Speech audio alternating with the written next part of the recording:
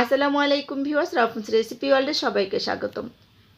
পবিত্র মাহে রমজানের শুভেচ্ছা জানিয়ে শুরু করছি আজকের রেসিপি। আর আজকে আমি কলিজা ঠান্ডা করা লাচ্ছি রেসিপি শেয়ার করব আর 5টি ভিন্ন স্বাদের লাচ্ছি রেসিপি শেয়ার করব একসাথে। আর আপনারা কিন্তু রমজানে ইফতারিতে এই ঠান্ডা ঠান্ডা লাচ্ছিটা খেতে পারেন। কলিজাটা একদম ঠান্ডা হয়ে যাবে, পরিবারের সবাই খেয়ে খুবই পছন্দ করবে। আর খুব সহজেই কিন্তু আপনারা একবারে 5টা লাচ্ছি রেসিপি তৈরি করতে পারবেন ভিন্ন স্বাদের। তাহলে চলুন মূল রেসিপিতে। তো লাচ্ছি বানানোর জন্য প্রথমে আমার টক দই লাগছে। এখানে আমি হাফ কেজি পরিমাণ টক দই নিয়ে নিয়েছি। তো টক দইটা আমি একটা ব্লেন্ডার জারে নিয়ে নিচ্ছি। আমি একবারই নিয়ে নিচ্ছি পুরোটুকু। তো একবারই লাচ্ছিটা তৈরি করে তারপর আমি ফ্লেভারগুলো অ্যাড করব। এখানে আমি 2 টেবিল চামচ পরিমাণ চিনি দিয়েছি। চিনিটা আপনারা আপনাদের টেস্ট অনুযায়ী দিয়ে দিবেন। আর এখানে 1 কাপ দিয়ে দিচ্ছি আমি ঠান্ডা দুধ। তো আর কিছুটা বরফ কুচি দিয়ে দিচ্ছি। যেহেতু আমার টক দইটাও ঠান্ডা, সেজন্য বরফ কুচির পরিমাণটা আমি একটু কমই দিয়েছি, আপনারা চাইলে একটু বাড়িয়ে দিতে পারেন। তো খুব সুন্দর করে কিন্তু আমি ব্লেন্ড করে নিব। অবশ্যই একটু ভালোভাবে ব্লেন্ড করে নেবেন।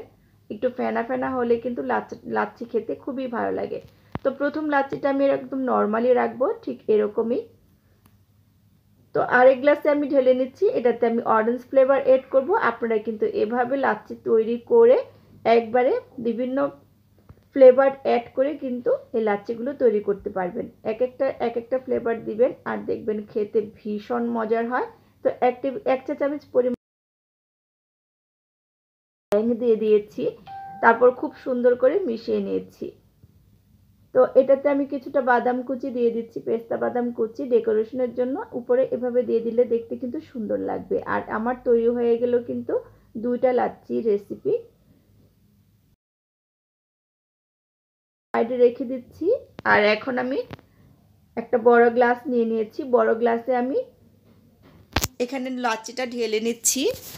এখানে 2টা ফ্লেভারে করব, সেজন্য আমি ঢেলে রেখে দিয়েছি বেশি অংশটা। আর এখানে 1 গ্লাস করার জন্য নিয়েছি। আর এখন আমি এখানে দিয়ে দিব কলা। তো এখন আমি কলা দিয়ে এই লাচ্ছিটা তৈরি করব। আর কলা দিয়েও কিন্তু ভীষণ ভালো লাগে লাচ্ছি তৈরি করলে। তো একটা কলা আমি পুরো দিয়ে দিয়েছি আর অল্প একটুখানি পানি দিয়ে দিয়েছি। এখন খুব সুন্দর করে মিহি করে ব্লেন্ড করে নেব। তো তৈরি হয়ে গেল আমার কলার লাচ্ছি। আর আপনারা কিন্তু খুব সহজে অল্প সময়ের মধ্যে এই লাচ্ছিগুলো তৈরি করতে পারবেন পরিবারের সবার মন পছন্দ মতো এক একটা ফ্লেভার দিয়ে। তো এটাও আমার তৈরি হয়ে গেছে। কিছুটা পেস্তা বাদাম কুচি আর কাঠবাদাম কুচি দিয়ে আমি ডেকোরেশন করে নিয়েছি। এটাও সাইডে রেখে দিচ্ছি। আবারও আমি 1 গ্লাস পরিমাণ নিয়ে নিচ্ছি এখানে লাচ্ছি নিয়ে, তারপরে এখানে আমি স্ট্রবেরি অ্যাড করব। তো আপনারা চাইলে রুয়াবজাও অ্যাড করতে পারেন, অথবা স্ট্রবেরি কাছে থাকলে হাতের কাছে স্ট্রবেরিটাও দিতে পারেন। কারণ স্ট্রবেরি দিয়ে তৈরি করলে কিন্তু খেতে ভীষণ ভালো লাগে। খুব সুন্দর করে মিহি করে আবারও ব্লেন্ড করে নিয়েছি। আর একটা গ্লাসে এখন আমি ঢেলে নিচ্ছি। তো কালারটা কিন্তু ভীষণ সুন্দর এসেছে। বাচ্চারা কিন্তু খুবই পছন্দ করবে এই লাচ্ছিটা। এখন আবারও যে লাচ্ছিটুকু ছিল সেটুকু আমি নিয়ে নিচ্ছি। আর এখন আমি খেজুরের লাচ্ছি তৈরি করব। এখানে 2টা খেজুর আমি নিয়ে নিয়েছি। খেজুরটা আগে থেকে ভিজিয়ে একটু নরম করে নিয়েছিলাম। এখন খুব সুন্দর করে ব্লেন্ড করে নিচ্ছি। তো এটাও আমার রেডি হয়ে গেছে খেজুরের লাচ্ছিটা।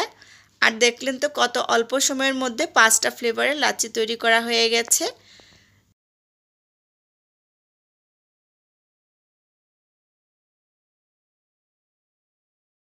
আর যে যেখান থেকে দেখছেন অবশ্যই ফ্রেন্ডস ফ্যামিলির সাথে বেশি বেশি করে শেয়ার করে দিবেন।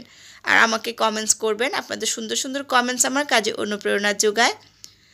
তো আশা করি আমার আজকের সবগুলো লাচ্ছির রেসিপি আপনাদের ভালো লেগেছে। ভালো লাগলে আমার চ্যানেলটা সাবস্ক্রাইব করে পাশে থাকা বেল আইকনটা ক্লিক করে দিবেন। যারা ফেসবুক পেজ থেকে দেখবেন আমার পেজটা ফলো দিয়ে রাখবেন। আজকের মতো বিদায় নিচ্ছি। আল্লাহ হাফেজ।